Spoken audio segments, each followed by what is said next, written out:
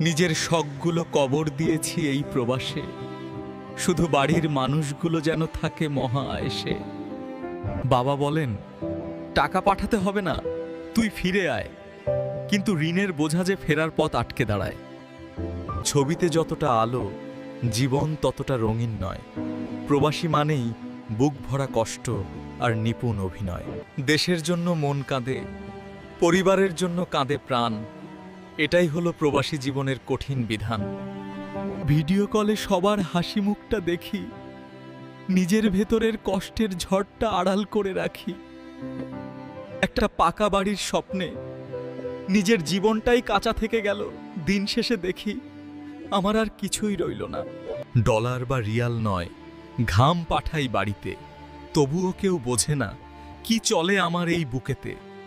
সন্তানের প্রথম বাবা ডাকটা শুনলাম ফোনে, এর চেয়ে বড় কষ্ট আর কি হতে পারে এই জীবনে। ফোনে বলি, মা আমি অনেক ভালো আছি। ফোনটা রেখেই বালিশ চেপে একা একা কাঁদি।